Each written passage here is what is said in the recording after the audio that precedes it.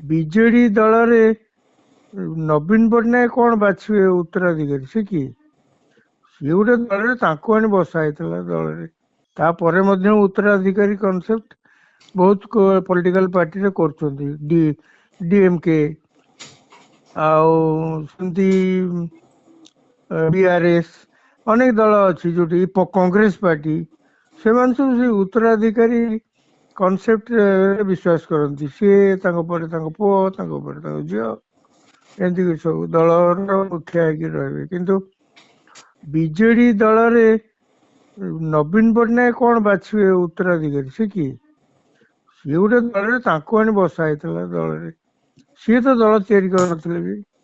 ଦଳ କିଏ ତିଆରି କରିଥିଲା? ଜଣେ ମାର୍କା ମରା ଲୋକ ଦରକାର ଥିଲେ, ବିଜୁ ମାର୍କା ଦଳ ଲୋକ, ତେଣୁ ତାଙ୍କୁ ଆଣିଥିଲେ।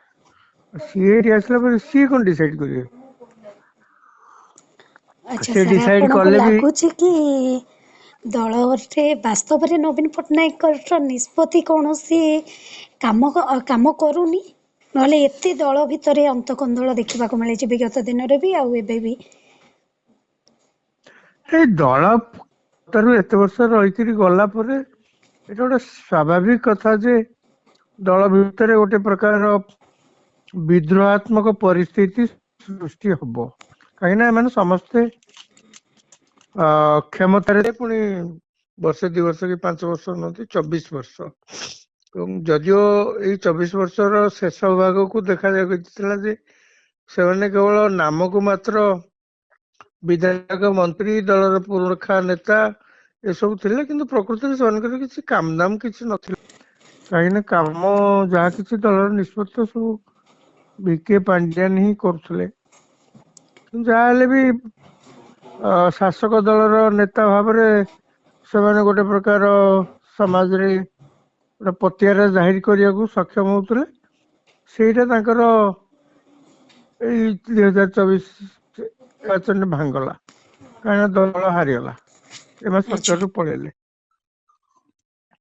ବର୍ତ୍ତମାନ ଆପଣ ଯୋଉ କହୁଛନ୍ତି ଏଇ ସମୟ ଭିତରେ 24 ପରେ ସେମାନେ ବାରମ୍ବାର ମେଳି କରୁଛନ୍ତି, ମେଳି କରିବେ ସ୍ୱାଭାବିକ। ଯେହେତୁ 25 ପରସ୍ପର ବର୍ଷର ଭିତରେ ଗୋଟେ ସରକାର ଭାବର ଗୋଟେ ସରକାରରୁ ହଟିଛି, ତେଣୁ ନିଜ ଦଳ ଭିତରେ କୋଉଠି କମି ରହିଲା, କୋଉଠି ଚୁକ୍ ରହିଲା, ଆକୁ ନେଇକି ହୁଏତ ମେଳି କରୁଥିବେ, ମେଳି କରିବା ସ୍ୱାଭାବିକ। କିନ୍ତୁ ସେଟା ଗୋଟେ ଆଞ୍ଚଳିକ ଦଳ ହେଇକି ଯୋଉଟାକି 24 ବର୍ଷ ଶାସନ ବି କରିଛି, କିନ୍ତୁ ତା ଭିତରେ ଏବେ କୋଉଠି ତା ଭିତରେ ଫାଟ ଆସିବା ଆଞ୍ଚଳିକ ଦଳର ଆଗାମୀ ଭବିଷ୍ୟତ ପାଇଁ ଏକ ବିପଦ ସଂକେତ ନୁହେଁ କି? ନାଇଁ, ଫାଟ ଆସିଲେ ଯେ ଦଳ ପାଇଁ ଗୋଟେ ବଡ ବିପଦ ଭାବୁନି। ସବୁ ରାଜନୈତିକ ଦଳରେ ସବୁ ସମୟରେ କିଛି ନା କିଛି ମତ କିଛି ନା ମତାନ୍ତର କିଛି ରହିଥାଏ। ମତାନ୍ତର ରହିଥାଏ। ତେଣୁ ସେଇଟା ଗୋଟେ ବଡ କଥା କିଛି ନୁହେଁ। କଂଗ୍ରେସ ଦଳରେ କଣ ନାହିଁ, ବିଜେପି ଦଳରେ କଣ ନାହିଁ, କୋଉ ଦଳରେ ନାହିଁ ମତାନ୍ତର। ଏବଂ ପାର୍ଟି ପୁଣି ହାରିଗଲା ପରେ ଦଳ ଭିତରେ ଆହୁରି ସେଇ ମତାନ୍ତର ପରିସ୍ଥିତି ଟା ବଢିଯାଏ। କାହିଁକି ନା ସମସ୍ତଙ୍କର ଦୋଷ ଖୁଣ୍ଟିବାରେ ବ୍ୟସ୍ତ ରହନ୍ତି, ଯେ ଅମୁକ ଲୋକଙ୍କ ଲାଗି, ଅମୁକ ପୋଲିସ ଲାଗି ଦଳ ହାରିଗଲା। ଜଣେ ଏହା ରାଜନୀତି କରିଥିଲେ ସମୀକ୍ଷକ ଦଳରେ। ହିସାବରେ ସାର୍ ଆପଣ କେମିତି ଦେଖୁଛନ୍ତି ଆଜିର ବୈଠକ ପ୍ରମିଳା ମଲ୍ଲିକଙ୍କ ଘରେ କଣ ପାଇଁ ହେଇଥିବ, କାହିଁକି ହେଇଥିବ, କୋଉ କାରଣ, ଏମିତି କଣ ଦରକାର ପଡିଗଲା କି ଗୋଟେ ଶଙ୍ଖ ଭବନ ଏତେ ବଡ କାର୍ଯ୍ୟାଳୟ ଛାଡିକି ଦଳୀୟ ନେତା, ପୂର୍ବତନ ନେତା, ମନ୍ତ୍ରୀ ଏମାନେ ଯାଇକି ପ୍ରମିଳା ମଲ୍ଲିକଙ୍କ ପୂର୍ବତନ ବାଚସ୍ପତିଙ୍କ ଘରେ ବା ପୂର୍ବତନ ମନ୍ତ୍ରୀଙ୍କ ଘରେ ଯାଇକିରି ବୈଠକ କରିବାକୁ ପଡିଲା? ସେଥିରେ ତ କିଛି କ୍ଷତି ନାହିଁ। ଶଙ୍ଖ ଭବନ ହେଇପାରିବ। ହଉଛି ତାଙ୍କ ବିଜେଡି, ହେଇପାରିବନି? ଶଙ୍ଖ ଭବନ ତାଙ୍କ ବିଜେଡି ଦଳର ଅଫିସ। ତାଙ୍କର ପସନ୍ଦ ହେଲା ଯେ ଅଳ୍ପ କିଛି ଲୋକ ଯାଇକିରି କାହା ଘରେ ଯାଇକିରି ବସି ବୈଠକ କରିବାରେ, ସେଥିରେ ଆପତ୍ତି କଣ ଅଛି? ସେଟା ପ୍ରମିଳା ମଳିଙ୍କୁ ଦେଖାଯାଇଛି।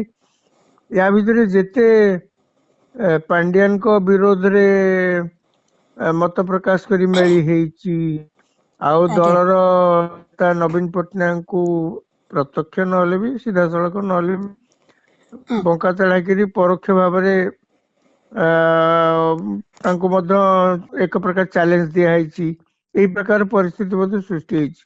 ପ୍ରମିଳା ମଲ୍ଲିକ ଏ ପର୍ଯ୍ୟନ୍ତ କାହିଁ କେହି ଅନୁଭବ କରୁନାହାନ୍ତି ଯେ ସିଏ ଗୋଟେ ଦଳର କୌଣସି ନୀତି ନିଷ୍ପତ୍ତି ବିରୁଦ୍ଧରେ ଯାଇକିରି କଣ ଗୋଟେ କିଛି ମେଳି କରୁଥିବେ ବୋଲିକିରି। କାହିଁକିନା ସେ ଦଳରେ ଏତେ ତୁମ୍ବଳ ପରିସ୍ଥିତି ସୃଷ୍ଟି ହଉଛି, କିନ୍ତୁ ସେ ସବୁବେଳେ କାହିଁକି ଦେଖାଯାଇଛି, ତା କିନ୍ତୁ ଦଳ ଦେହରେ ବିରୋଧରେ ସେ କେବେ କୌଣସି ମନ୍ତବ୍ୟ ସିଏ ଦେଇଥିବା କୌଣସି ସାମ୍ନାକୁ ଆସିନାହିଁ। ଦଳ କାହିଁକି ହାରିଲା ଏବଂ ଦଳର କଣ ସେଥିପାଇଁ ଆଲୋଚନା ହଉଛି, ପର୍ଯ୍ୟାଲୋଚନା ହଉଛି, ଦଳ କାହିଁ ହାରିଲା ବୋଲିକି ତାର ନିର୍ଯାସ କଣ ଖୋଜା ଯାଉଛି, ଏହାକୁ ନେଇକି ଯେତେବେଳେ ଆଲୋଚନା ଅଛି, ପ୍ରମିଳା ମଲ୍ଲିକ ସେଥିରେ କାହିଁ କିଛି ମନ୍ତବ୍ୟ ଦେବାରେ କୋଉଠି ଏମିତି କିଛି ଦେଖାହେଇନି। ବରଂ ଯୋଉମାନେ ଦଳର କିଏ କେମିତି ସମାଲୋଚନା କରିକିରି ପରିସ୍ଥିତି କି ଦେଖିକିରି କଣ କିଛି କହନ୍ତି, ସିଏ ତାଙ୍କୁ ଆହୁରି ସମାଲୋଚନା କରିବାକୁ ପଚାନ୍ତି ନାହିଁ। ଆଉ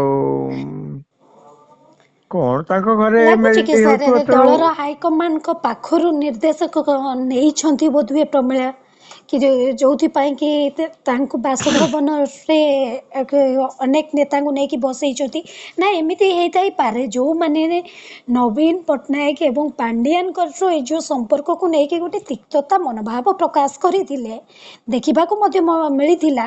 ସେଇ ପୁରୁଖା ନେତାଙ୍କୁ ମନେଇବା ପାଇଁ ପ୍ରମିଳା ଗୋଟିଏ ଅଲଗା ବାଟ ଉପାୟ ବାଛିଛନ୍ତି କି ସେମାନଙ୍କୁ, ଯେମିତି ବବି ଦାସଙ୍କ କଥା କହିପାରିବା, ବବି ଦାସ ସାଇଲେଣ୍ଟ ଥିଲେ ସତ, କିନ୍ତୁ ଭିତରେ କୋଉଠି ନା କୋଉଠି ଲାଗୁଥିଲା ବବି ଦାସଙ୍କୁ ନେଇକି ବି ମଧ୍ୟ ଗୋଟିଏ ବିସ୍ଫୋରଣ ସୃଷ୍ଟି ହେଇସାରିଛି।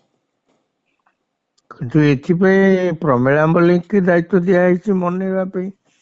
କିଏ ଦାୟିତ୍ୱ ଦେଇଛି ତାଙ୍କୁ? ମୁଁ ସେଇଟା ମୁଁ ସାର୍ ଜାଣିବାରେ ପଚାରୁଛି କି ମୁଁ ତ ମୋ ପାଖରେ ସେ ପ୍ରକାର କିଛି ଖବର ନାହିଁ ଯେ ପ୍ରମିଳା ମଲ୍ଲିକ କି ଅସନ୍ତୁଷ୍ଟ ନେତା ମାନଙ୍କୁ ମନେଇବା ପାଇଁ ଦାୟିତ୍ୱ ଦିଆଯାଇଛି, ଏ ପ୍ରକାର ଖବର ମୋ ପାଖରେ ନାହିଁ। ପ୍ରମିଳା ମଲ୍ଲିକ ନିଶ୍ଚିତ ଭାବରେ ଦଳର ନେତା ଏବଂ ଦଳର ଯୋଉମାନେ ସବୁ ଯାହାଙ୍କୁ ଦାୟୀ କରାହଉଛି ଆଜ୍ଞା ନିର୍ବାଚନ ହାରିବା ପାଇଁ, ଆଜ୍ଞା ପ୍ରମିଳା ମଲ୍ଲିକ ତାଙ୍କ ବାବଦରେ କୌଣସି ମନ୍ତବ୍ୟ କେବେ ଦେବାର ମୁଁ ଅନ୍ତତଃ ଜାଣିନି। ତେଣୁ କହିବାକୁ ଗଲେ ସିଏ ସବୁବେଳେ ଦଳର ମୁଖିଆ, ସେ ଯିଏ ତାଙ୍କ ଅନେକ ଥର ପକ୍ଷରେ କହିଛନ୍ତି, ଯିଏ କି ମୁଖିଆଙ୍କ କଥା ସେ ଯିଏ ଅନୁପ୍ରାଣିତ ନ ହେବେ କି ନ ମାନିବେ, ଯଦି ତାଙ୍କ ମନରେ କିଛି ଅଛି, ସେ ଯଦି ଅନ୍ୟ ବାଟ କିଛି ଚାହୁଁଛନ୍ତି ତ ରାସ୍ତା ଖୋଲା ଅଛି। ହଁ ଏମିତି କହିଛନ୍ତି ସିଏ, କିନ୍ତୁ ମନେଇବା ପାଇଁ ଅସନ୍ତୁଷ୍ଟ ନେତାଙ୍କୁ ତାଙ୍କୁ କିଏ କହିଛି ମୁଁ ଜାଣିନି ବୈଠକ କଣ ଅବଶ୍ୟ। ସାର୍ ବରଂ ଦଳର ସୁପ୍ରିମୋଙ୍କ ସିଧାସଳଖ ଅଜାଣତରେ ତାଙ୍କୁ ହଉଛି? ଆପଣ ପଚାରନ୍ତୁ, ସେ କହିପାରିବେ। ସାର୍ ଏ ଯଦି ଯୋଉ ଶେଷ ପ୍ରତିକ୍ରିୟା ସାର୍ ଟିକେ ନେବାକୁ ଚାହିଁବି।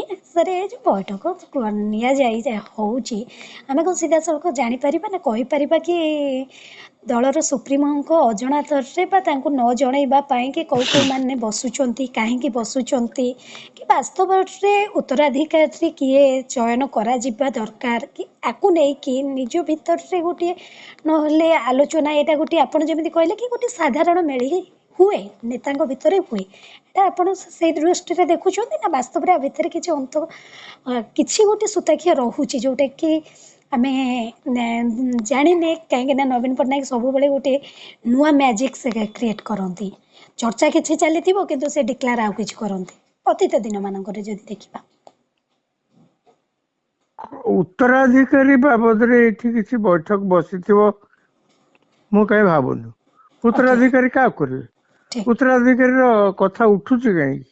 ନବୀନ ପଟ୍ଟନାୟକ ବର୍ତ୍ତମାନ ଦଳର ମୁଖିଆ ହେଇକିରି ଅଛନ୍ତି, ଆଉ ଉତ୍ତରାଧିକାରୀ କଥା ଉଠୁଛି କାହିଁକି?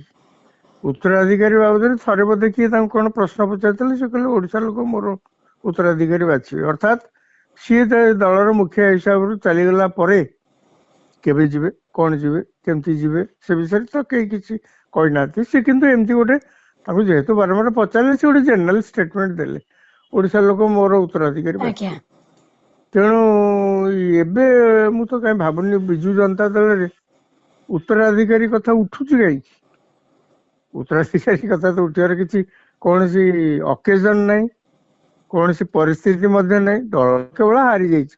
ଦଳ ହାରିଗଲା ପରେ ତ ଦଳର କୌଣସି ଲୋକ କେହି କେବେ ମୁଁ ବୋଲି କହିନାହାନ୍ତି ଯେ ନବୀନ ପଟ୍ଟନାୟକ ଆପଣ ଦଳର ସଭାପତି ପଦରୁ ଇସ୍ତଫା ଦିଅନ୍ତୁ, ଆପଣଙ୍କ ଓକେ, ଯୋଗୁଁ ଦଳ ହାରୁଛି। ଆପଣଙ୍କୁ ଅଯଥାରେ କେବଳ ଗୋଟେ ବଢେଇ ଚଢେଇକିରି କୁହାଯାଉଛି ଯେ ଆପଣ ହଉଛନ୍ତି ଭୋଟ ଟାଣିବାର ମେସିନ। କିନ୍ତୁ ନାଇଁ କାହିଁ ନାଇଁ, ମୁଁ ଭୋଟ ଏଠି ଟାଣିବାର ଟିକେ କହିବି, ମେସିନ ଯଦି ଏପର୍ଯ୍ୟନ୍ତ ଯାଏ ନା ନେତା ନା କର୍ମୀ କେହି ବି ମାନେ କେହି ପୂର୍ବତନ ତ ଯଦି କହିନାହାନ୍ତି ତାହେଲେ ଆଉ ମୁଖ୍ୟମନ୍ତ୍ରୀଙ୍କ ଉପରେ ଆଙ୍ଗୁଳି ନିର୍ଦ୍ଦେଶ କରିନାହାନ୍ତି, କିନ୍ତୁ ମୁଖ୍ୟମନ୍ତ୍ରୀ ଯାହାକୁ ଭରସା କରୁଛନ୍ତି କୁହାଯାଉଛି, ଯେମିତି ମୁଁ ସିଧାସଳଖ ନା ନେବାକୁ ଚାହିଁବି, ପାଣ୍ଡିଆନଙ୍କ କଥା ଯେମିତି କୁହାଯାଉଛି, ତ କର୍ମୀ ନେତାଙ୍କର କ୍ଷୋଭ ତ ତାଙ୍କ ଉପରେ ଅଛି, ଯାହାକୁ ନବୀନ ମାନେ ପଟ୍ଟନାୟକ ଭରସା କର୍ମୀ କରୁଛନ୍ତି। ନେତାଙ୍କର କ୍ଷୋଭ ନବୀନ ପଟ୍ଟନାୟକଙ୍କ ଉପରେ ଥାଇପାରେ, କିନ୍ତୁ କେହି ତ ମୁହଁ ଖୋଲି ତ କିଛି କହିନାହାନ୍ତି। ମୁହଁ ଖୋଲି ଯୋଉଠି କିଛି କହିନାହାନ୍ତି, ତାଙ୍କ ଉତ୍ତରାଧିକାରୀ ବାଛିବା ପ୍ରଶ୍ନ ଉଠୁଛି କୋଉଠି? କିଏ ସିନା ସେ କଥାକୁ ଉଠେଇଲେ, ତାପରେ ସେ ମୁଖିଆ ପଦବୀରୁ ଗଲେ, ତାପରେ ଉତ୍ତରାଧିକାରୀ କଥା ଚିନ୍ତା କରାଯିବ।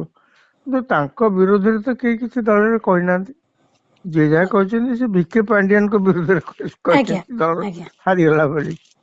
ଆଉ ଅଦରୱାଇଜ ତେଣୁ ତାଙ୍କର ଉତ୍ତରାଧିକାରୀ କଥା ଉଠୁଛି କୋଉଠି? ସିଏ ପୁଣି ପ୍ରମିଳା ମଲ୍ଲିକଙ୍କ ଘରେ କିଛି ନେତା ବସିକିରି ଉତ୍ତରାଧିକାରୀ ସମ୍ପର୍କରେ ଆଲୋଚନା କରୁଛନ୍ତି। ଏଇଟା ମୁଁ ଭାବୁଛି ଗୋଟା